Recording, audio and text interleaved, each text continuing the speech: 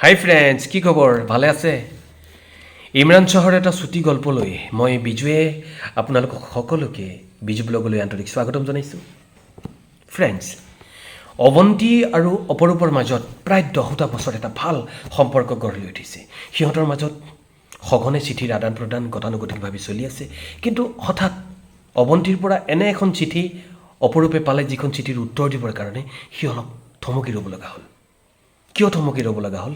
ইমৰান শ্বাহৰ এই চুটি গল্প বসন্ত ফুলাৰ গৰ্বত আমি জানো আহকচোন। বসন্ত ফুলৰ গৰ্ব, ৰঙৰ বিপ্লৱ, পৃথিৱী ধুৱাই যায় চকুত ধৰাকৈ ধুনীয়া। সেয়াই কি বসন্ত ফুলৰ গৰ্ব? ভুল। বসন্তৰ ফুলো মৰহি যায়, মৰহা পাপৰি শতচিহ্ন পাহি গচকি যায়, গেলি পচি যায়। যাওক না, চিনো নাথাকক না, গুটি থাকি যায়, জীৱন থাকি যায়। নতুন বন বিৰিখ বনানী, নতুন বসন্ত ঘূৰি ঘূৰি আহে। ৰঙৰ বিপ্লৱে চিৰন্তন কৰে বসন্তৰ ফুল, তাতেই গৰ্ব। সি ভাবিছিল যোৱা 24 ঘণ্টা দৈনন্দিন জীৱনৰ কৰ্মব্যস্ততাৰ মাজত খেলি মেলিকৈ এইবোৰ কথাই সি ভাবি আছিল। এখন চিঠি সি পাইছে অৱন্তীৰ পৰা। যোৱা প্ৰায় 10টা বছৰ কত চিঠি সি দিলে, সি পালে, কিমান দীঘল দীঘল চিঠি। সেইবোৰো চিঠি আৰু এইখনো চিঠি, কিন্তু কিমান বেলেগ।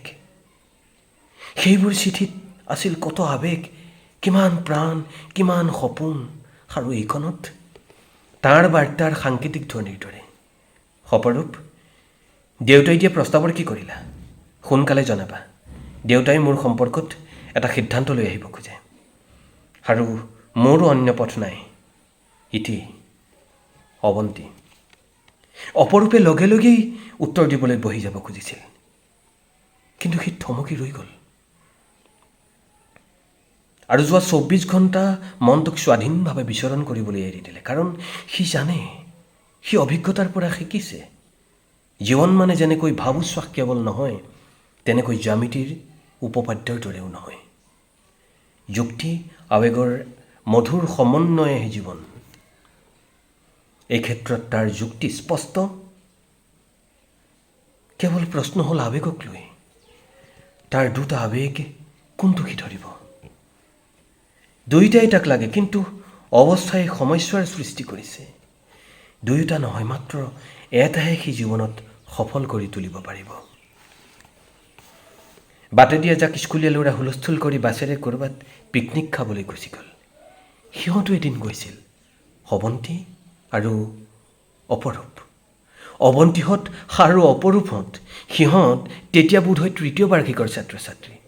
কলেজৰ এনে এটা অনুষ্ঠান নাই য'ত এই দুটা ল'ৰা ছোৱালী সকলোৰে মাজত স্পষ্ট হৈ জিলিকি উঠা নাই। পঢ়া শুনাৰ পৰা খেলা ধূলালৈ, আনকি চেহেৰা পাতি স্বাস্থ্যটো সিহঁত অতুলনীয়। স্বাভাৱিকতে দুয়োৰে মাজত এটা অন্তৰংগ সম্বন্ধ গঢ়ি উঠিছিল। কিন্তু সেইবাৰ পিকনিকে সেই সম্বন্ধক এটা নতুন ৰূপত দুয়োৰে আগত চিনাকি কৰি দিলে। অপৰূপে ইতিমধ্যে জীৱন সম্পৰ্কত এটা নিৰ্দিষ্ট ধাৰণা, নিৰ্দিষ্ট পথ স্থিৰ কৰি লৈছিল। সি আছিল এটা প্ৰখ্যাত ধনী বংশৰ একমাত্ৰ সন্তান। অপৰূপহঁত বংশানুক্ৰমিকভাৱেই চহকী। পিতৃ পিতামহৰ দিনৰ পৰাই মাটিয়ে বাৰীয়ে সকলো ফালৰ পৰাই সিহঁত চহকী মানুহ। বুদ্ধিবৃত্তিত সি সৰুৰে পৰাই চোকা আৰু সকলো কথা মৌলিকভাৱে ভাবিব পৰাৰ তাৰ এটা ক্ষমতা আছিল। স্কুলীয়া দিনৰ পৰাই ইটো সিটো ৰাজহুৱা কাম বনত ঘূৰি সি দেখিছিল যে সৰ্বাত্মকভাৱে জাতিটোৰ মানসিক দৃষ্টিভংগী সলনি কৰিব নোৱাৰিলে জাতিৰ সৰ্বাংগীন কল্যাণ সম্ভৱপৰ নহয়। শিক্ষা, সংহতি, অৰ্থনীতি, আনকি ব্যক্তিগত ৰুচি অভিৰুচি, ভালপোৱা বেয়া পোৱা আদি কথাবোৰৰো মানুহৰ বিশেষ কোনো ধাৰণা নাই। বঞ্চিত, লাঞ্ছিত, প্ৰতাৰিত অনেক ক্ষেত্ৰত বুজি নাপায়। ধৰ্মৰ নামত, শিক্ষাৰ নামত শ্ৰেণী বিভাগ কৰি শোষণৰ ক্ষেত্ৰ তৈয়াৰ কৰা হৈছে। অথচ শোষণকে বহুতো ক্ষেত্ৰত প্ৰয়োজনৰ নামত চলাই দিয়া হৈছে। অপৰূপে ঠিক কৰি পেলাইছিল সি জাতীয় জীৱনৰ মানসিক দৃষ্টিভংগীৰ পৰিৱৰ্তনৰ বাবে কাম কৰি যাব। সেইকাৰণেই BA পাছ কৰি সি আৰু নপঢ়িলে। যোৱা প্ৰায় 10 বছৰ সি অক্লান্তভাৱে ৰাইজৰ মাজত ঘূৰিছে।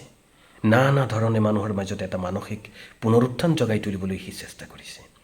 তাৰ এই প্ৰচেষ্টাৰ কাহিনী এক মনোৰম উপন্যাসৰ সমল। অৱন্তী চোকা ছোৱালী, সকলো কথা তৎক্ষণাৎ বুজি পায়। যিকোনো জটিল বিষয় এবাৰ মন দি শুনা বা পঢ়াৰ পিছত তাৰ ওপৰত সুন্দৰ বিশ্লেষণ লিখিব পাৰে। সামাজিক কাম কাজ আদিৰ প্ৰতি তাইৰ স্বাভাৱিক এটা আগ্ৰহ আছে আৰু তাই সাহসী। যেতিয়া কিবা ৰাজহুৱা কামত সাহসেৰে ওলাব লগা হয়, অৱন্তী সকলোতকৈ আগত যায়। গতিকে অপৰূপে তাইক প্ৰথমৰে পৰাই তাৰ লক্ষ্যৰে এটা প্ৰধান প্ৰেৰণাস্বৰূপ পাইছিল। কিন্তু দুটা কথা অপৰূপৰ চকুত পৰা নাছিল।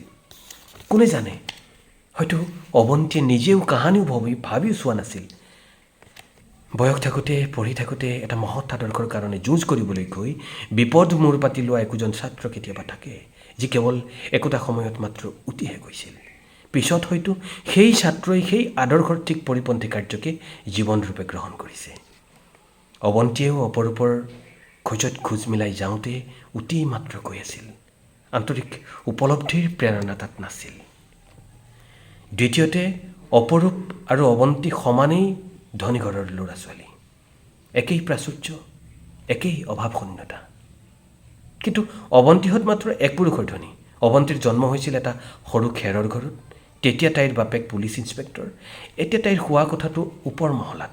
বাপেক ৰিটায়াৰ্ড SP। তাই বাপেক মাকৰ একমাত্ৰ সন্তান। বিয়াৰ 14 বছৰ পিছত যাৰ জন্ম। লুইতৰ পাৰত পিকনিক খাবলৈ গৈ অপৰূপ অৱন্তীয়ে বালিঘৰ সাজিছিল সৰু সৰু ল'ৰা ছোৱালীৰ দৰে। সিহঁতে গান গাইছিল, হাঁহিছিল, দৌৰিছিল। এটা সময়ত সিহঁত মনৰ এটা বিশেষ ধৰণৰ বন্ধনমুক্ত অনৰ্গল অৱস্থালৈ গুচি গৈছিল।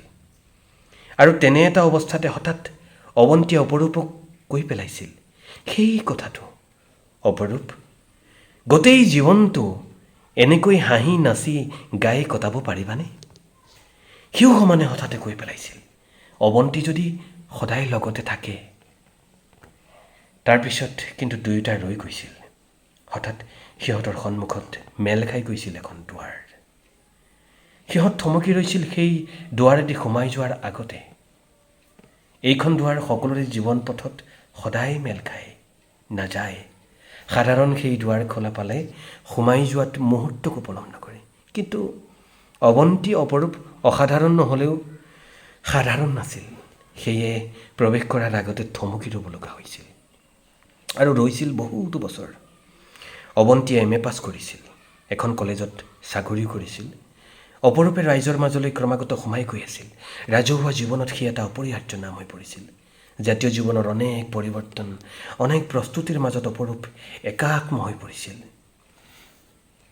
কিন্তু তাৰ লগে লগে আৰু এটা ঘটনা ঘটিছিল।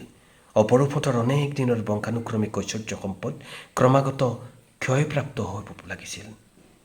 বহুদিন সি স্বেচ্ছাই বিলাই দিছিল বহুখিনি, আৰু বহুখিনি অযত্নত হেৰাই গৈছিল। নিজক বিলাই দি অক্ষয় হ'ব খোজা ধাতু যাৰ, সেই ধাতুৰ মানুহ অপৰূপ। তাক যত সামান্য বৈষয়িক যুক্তিতৰ্কৰে জোখা নাযায়, সেই ইয়াৰ বহু ওপৰত। মাজৰ সময়খিনিত অপৰূপ অৱন্তীৰ সম্বন্ধ নিতান্তই অনাটকীয়। অপৰূপে নিয়মিত তাইলৈ চিঠি দিয়ে, তাৰ কাম কাজত সফলতা বিফলতাৰ কথা কয়, অৱন্তীয়েও কয়। দুয়ো মৰমৰ কথা দোহাৰে, দুয়োকে কেতিয়াবা লগ পায়। একেই কথা, বয়স বাঢ়িছিল। এনেয়ে চুবাৰ সিহঁত। এতিয়া নিতান্ত সংযতভাৱে জীৱনক ল'বলৈ শিকিছে সিহঁতে। গতিকে সিহঁতে বাট চাইছিল সময়লৈ, অথবা সময়ৰ ওপৰতে নিৰ্ভৰ কৰিছিল সিহঁতৰ প্ৰেমৰ জীৱনটোক নিৰ্দিষ্ট ৰূপ দিবলৈ। অৱশেষত সেই সময়টো আহিল। অৱন্তীৰ বাপেকে অপৰূপক মাতি পঠালে। তেওঁ অপৰূপক আগত বহুৱাই লৈ ক'লে, তেওঁ সকলো শুনিছে, সকলো জানে। অৱন্তীৰ লগত বিতং কথা পাতি তেওঁ সিদ্ধান্ত লৈছে, অপৰূপৰ জীৱনৰ আদৰ্শৰ প্ৰতি তেওঁলোকৰ পূৰ্ণ সমৰ্থন আছে। কিন্তু তাৰ বাস্তৱ দিশটো তেওঁলোকে সমৰ্থন কৰিব পৰা নাই আৰু সমৰ্থন কৰিব নোৱাৰে।